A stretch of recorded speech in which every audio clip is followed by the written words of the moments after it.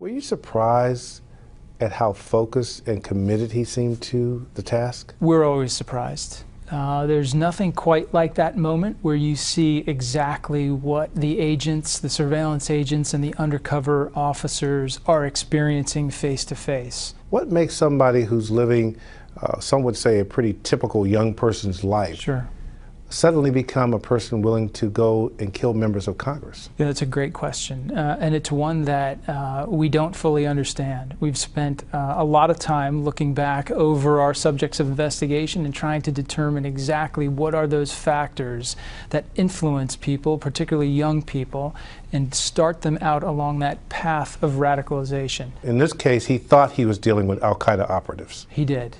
He did.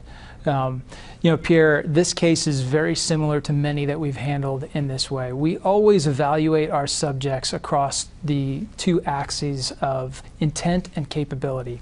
There are very many folks, some of whom become subjects of investigation, who espouse the intent to harm Americans, to strike out against us here in the homeland. That in and of itself is not enough. Those that we're most concerned about are those who have clearly expressed the intent and then begin to pursue the capability to attack us here. You know, critics would say this is entrapment, that Kalifi would have never done this without the FBI pushing him. What do you say to that kind of criticism? Sure. So that's obviously something we're very concerned about, and it's first and foremost in our minds as we develop the strategies in these cases.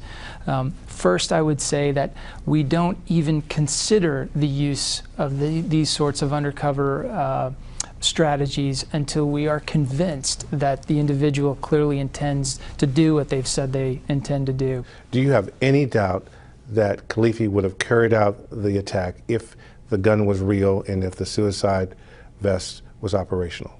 Absolutely no doubt whatsoever. I also have no doubt that without our involvement, Kalifi would have continued to pursue that capability. When the American public sees this tape for the first time tonight, sees this surveillance tape, what should they glean from it? What should it tell them? It's a striking moment because the theme that you have to take away from seeing a tape like this is the understanding that these folks are out there. We've seen that obviously this week with recent developments around the world.